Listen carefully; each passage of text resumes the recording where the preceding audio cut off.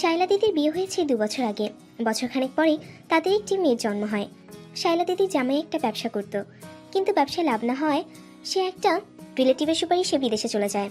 তারপর থেকে দিদি তার বাবার বাসায় বেশিরভাগই থাকে। দিদির ছোট একটা ভাই আছে, তার নাম বরুণ।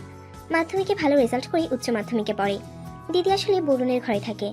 ওদিকে বরুণ এরকম গল্পের বই পড়ে পড়ে পাকনা গজিয়েছে। সেদিন দিদির সাথে একরকম গরম একটা খেলার ঘটনা পড়ছিল। পড়তে পড়তে তার খেলোয়াড় দাঁড়িয়ে গেল। হাত দিয়ে তার খেলোয়াড়কে আজ আর শান্ত করল না, কেননা তার নিজের দিদি আজ বাড়িতে এসেছে। যদি দিদির ওপর একটু চান্স নেওয়া যায়। তাছাড়া শায়লা দিদি দেখতে বেশ সুন্দর, মেয়ে হওয়ার পর একটু মেদ জমেছে, তাতে আরও সুন্দর হয়ে উঠেছে। অথচ তার সুন্দর খেলার মাঠে খেলোয়াড় নেই। এরকম সুন্দর খেলার মাঠ রেখে সে কেমন করে বিদেশে থাকে? এই সুখের খেলার অভাবে শায়লা দিদি ইদানিং কেমন যেন মনমরা হয়ে থাকে। এদিকে কাউকে কিছু বলতেও পারে না। তাই বরুণ নিজের ও তার বোনের সুখের জন্য তার মাঠে খেলার পরিকল্পনা করলো। বরুণ জানে একবার শায়লা দিদিকে ধরলে শেয়ার না করে পারবে না, কেননা সেও ভীষণ খেলাপ্রিয় মেয়ে। বিয়ের পর একদিন তার জামাইকে জোর করে খেলে নিয়েছে। জানালার পর্দার আড়াল থেকে সব দেখেছে বরুণ। যাই হোক বন্ধুরা, আজ রাত 11:30টার সময় ঘরে এসে বরুণকে দেখে বলে, বাহ, মশারি টাঙিয়ে ফেলেছিস, আবার আমার মেয়েকেও ঘুম পাড়িয়ে ফেলেছিস দেখছি, তুই তো বেশ কাজের ছেলে হয়েছিস। নিজের প্রশংসা শুনে বরুণ একটা হাসি দিল। ওদিকে শায়লা দিদি ঘরে ড্রেসিং টেবিলের সামনে বসে নিজের ব্যাগ থেকে কি একটা যেন ক্রিম বার করে মুখে মেখে নিল। তারপর মশারি তুলে বলে, সর। বরুণ একটু সরে নিচু হয়ে শুয়ে পড়ে। দিদি বরুণকে ডিঙিয়ে মীরার পাশে গিয়ে শুয়ে পড়ল। দিদি বিছানায় শুয়ে বলে, এই যা, লাইটটা বন্ধ করতে ভুলে গেছি, যা তো লাইটটা বন্ধ করে দিয়ে আয়। বরুণ বলে, ঠিক আছে, আমি বন্ধ করে দিচ্ছি। এই বলে মশারি তুলে বাইরে বেরিয়ে টিউবলাইটটা নিভিয়ে টিম লাইট জ্বালিয়ে দেয়। সারা ঘরে একটা মায়াবী নীলালয়ে ভরে যায়। দিদি বলে, উফ, খুব ঝুঁকি গেল রে, বাচ্চা কোলে নিয়ে যাতায়াত করা খুব ঝামেলার, খুব ঘুম পাচ্ছে, চল আজকে ঘুমিয়ে পড়ি, কাল কথা হবে। বরুণ আর কথা না বাড়িয়ে বলেন, ঠিক আছে দিদি। অনেক ভেবেও কিভাবে এগোবে বরুণ তা বুঝতে পারে না। দিদি বলে, উফ বাবা, কি গরম পড়েছে আজ, শাড়িটা গায়ে রাখা যাচ্ছে না দেখছি, তুই কি গেঞ্জি পরে শুয়েছিস? বরুণ বলে, না, এইমাত্র গেঞ্জিটা খুলে ফেললাম। দিদি বলে, ভালো করেছিস, যা গরম। বরুণ বলে, হ্যাঁ দিদি, ভীষণ গরম আজ। শায়লা দিদি আর কোনো কথা না বলে মনে হয় ঘুমানোর চেষ্টা করছে। এদিকে বরুণ ভেবে চলল কিভাবে এগোবে খেলার জন্য, কিন্তু অনেক ভেবেও মনে কোনো ভালো আইডিয়া এখনো আসছে না। বরুণ ভাবে আচমকা দিদিকে জড়িয়ে ধরে চুমু দিয়ে তার বাগানের পেঁপেগুলো ডলাই মলাই শুরু করবে। আবার ভাবে এরকম করলে দিদি যদি চেঁচামেচি করে, ইস, তাহলে কি হবে? ডান পাশের ঘরে বাবা মা আছে, আর বাঁ পাশের রুমে দাদা ও বৌদি। দিদি চেঁচামেচির জন্য সবাই ঘুম থেকে উঠে যাবে, লজ্জায় কারো কাছে মুখ দেখাতে পারবো না। না, এরকম ভাবে কিছু করা যাবে না। শায়লা দিদির দিকে পাশ ফিরে বরুণ তাকে দেখে ওর দিদির মধ্যেই ঘুমিয়ে পড়েছে মনে হচ্ছে। আজকে কিছু করা যাবে না, কালকে একবার চেষ্টা করব, এই বলে বরুণ ঘুমানোর চেষ্টা করে। মাঝরাতে দিদির ডাকে ঘুম ভেঙে যায়। বরুণের শোষা আওয়াজ শুনে মনে হয় বাইরে খুব বৃষ্টি হচ্ছে।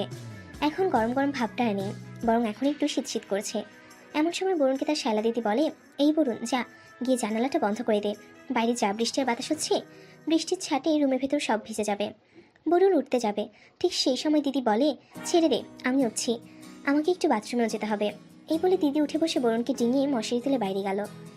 জানালাটা ভালো করে বন্ধ করে দিল, আর বরুণকে বলল, দেখেছিস, তোর পাড়ার চেয়ার টেবিলটা অলরেডি ভিজে গেছে, ভাগ্য ভালো বই খাতা কিছু ভেজেনি। বরুণকে এই বলে শায়লা দিদি বাথরুমে যায়। এদিকে বরুণ মনে মনে ভাবে, এই সুযোগ এখনই, তাকে কিছু করতে হবে, না হলে আজ আর কিছু হবে না। 2 মিনিট পর দিদি বাথরুম থেকে বেরিয়ে আসে, বলে, বাপরে, বাইরে কি জোরে জোরে বিদ্যুৎ চমকাচ্ছে, একটু আগে একটা বাজ পড়লো, শুনেছিলি? খুব কাছে কোথাও পড়েছে হয়তো। এই বলে আবার শায়লা দিদি আমার মশারি তুলে খাটে উঠে বসলো। তারপর মশারিটা ভালো করে গুজে বরুণ আর মিনাকে ডিঙিয়ে দিদি দেয়ালের পাশে যাবে। ওদিকে বরুণ কিন্তু তৈরি হচ্ছিল। দিদি ডিঙিয়ে যাবার সময় খপ করে দিদিকে চাপড়ে ধরে নিজের দিকে টেনে নেয়। দিদি তাল সামলাতে না পেরে বরুণের উপর হুমড়ি খেয়ে পড়ে। দিদি বরুণের উপর পড়তেই সে আরো শক্ত করে চাপটে ধরে। শায়লা দিদি ঠিক কি হচ্ছে বুঝতে না পেরে বলল, এই বরুণ, এই কি রকম আচরণ করছিস তুই আমার সাথে? বরুণ তার দিদির কথা উত্তর না দিয়ে তাকে একটা চুমু দেয়। শায়লা দিদি তখন বিরক্ত হয়ে বলে, এ কি বরুণ, এ কি অসভ্যতা করছিস তুই, তুই ছাড় বলছি। বরুণ বলে, না, ছাড়বো না।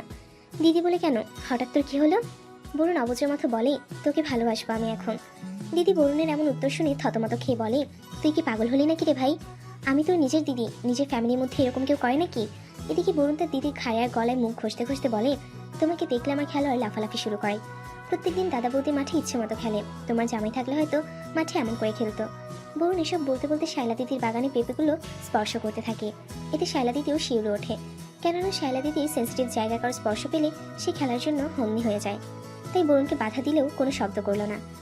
ওদিকে বরুণ উঠে পড়ল। একসময় মনের অজান্তে বরুণকে বাধা দেওয়া ছেড়ে শায়লা দিদি বলে, নে যা ইচ্ছে কর। এই সুযোগে বরুণ তার দিদিকে উন্মুক্ত করে তার বাগানের পেঁপেগুলো খেতে থাকে। ওদিকে শায়লা দিদি তার ভাইকে জাপটে ধরে। বরুণ খেলার মাঠের রাস্তায় হাত দিতেই চমকে যায়, কেননা এতক্ষণে দিদি খেলার মাঠে একদম ভিজে রেডি হয়ে আছে খেলোয়াড় নেওয়ার জন্য। তাই বরুণ তার খেলোয়াড়টা বের করে মাঠের রাস্তায় ঘষাঘষি করে। বরুণের খেলোয়াড়ে ঘষাঘষি খেয়ে শায়লা দিদি নিজেই তার ছোট ভাই খেলোয়াড়টা ধরে নিজের মাঠের রাস্তায় সেট করে দিয়ে ফিসফিস করে বলে, কিরে বরুণ, তোর খেলোয়াড়টা তো বেশ বানিয়েছিস, একদম আমার মনের মতো হয়েছে, এবার নামিয়ে দে। এই কথা শুনে বরুণ এক চাপে নামিয়ে দেয় গভীর মাঠে। এরপর খেলতে শুরু করে। ধীরে ধীরে খেলার গতি বাড়তে থাকে। বাইরে তখনও সেই বৃষ্টি পড়ছে। এর ফলে ওদের খেলার শব্দ বাহিরে যায় না। এদিকে বরুণের গতিময় খেলা শায়লা দিদি খুব ভালো লাগে। এভাবে দীর্ঘক্ষণ খেলে। শায়লা দিদিকে সেই আনন্দ দিয়ে শান্ত হয়। এতদিন পর নিজের ছোট ভাইকে দারুণ সুখ দিল।